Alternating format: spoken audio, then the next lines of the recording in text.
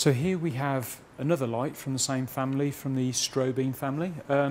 This one is the GE D400i, and this particular light only works on the mains. It's not a battery powered light, it's just for studio or home.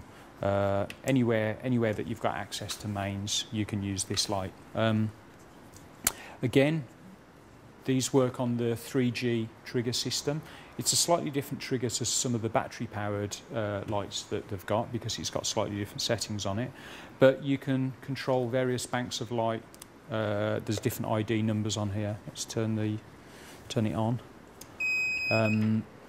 You've got your various ID numbers, so you can control a bank of these lights all at separate power, all from this particular 3G wireless transmitter unit that just slips on top of the camera.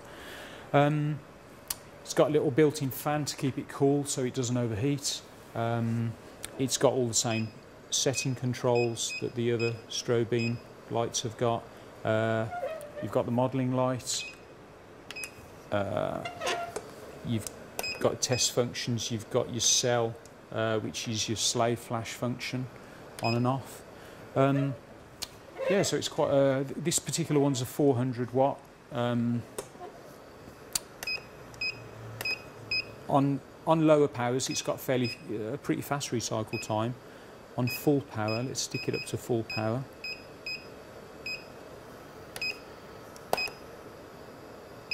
Okay, so you can hear the recycle time on that. But obviously turn it down and it's actually very fast on the lower powers.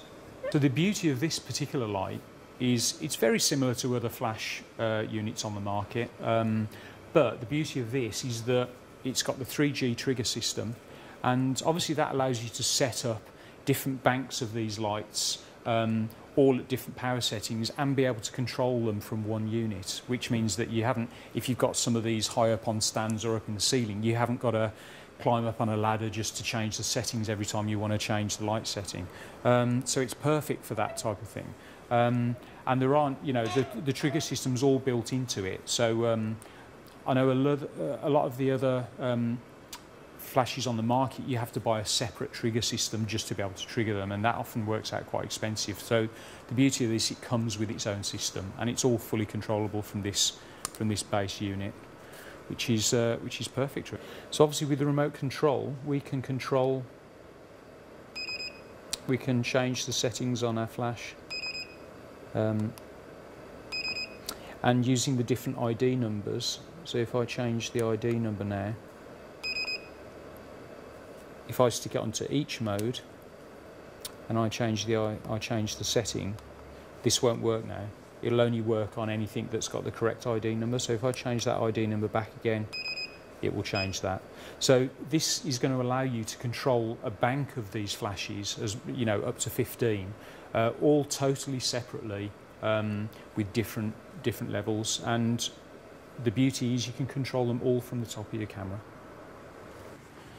Okay, so these lights, these 400 lights, come in a 3-head kit. It comes in a big sturdy bag. But in the kit you also get the stands, which go up to 3 meters high. You get 3 stands, you get a brolly with it, and you get a small softbox as well. So it's actually really good value for a 3-head kit with all the accessories with it. It's really good. Okay, so now we're going to have a closer look at the actual remote control device. As you can see, we've got a little LCD screen here that shows our power. It shows the particular mode that we're on. It shows this little number here is our ID number. We've got our ID select button here, so if I just press that, you can see that number's changing. Stick it back to 1 for a second. Okay, around the front of the unit we've got A or B, which is the different group of flashes that we're controlling. So effectively what we could do is have up to 30 different flashes, 15 in each group, and then we can control each group of flashes totally separately from this one unit. On the side here, we've got each or all.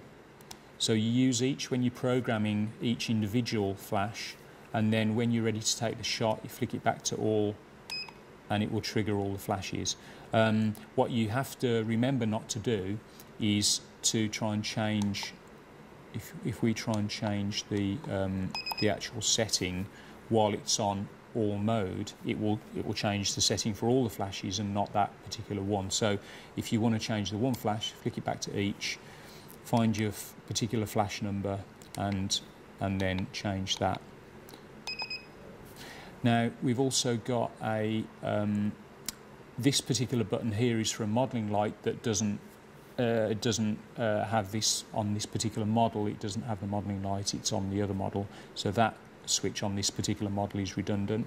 At the back we've got the power on and off button, and then on this side we've got the cell, which is our slave flash, so we can remote control whether the slave flash works or not from this unit as well. So all in all, that's quite a useful little device. Obviously it's got the standard, this is our battery compartment here. We've got our standard hot shoe mount here, which tightens up to your hot shoe.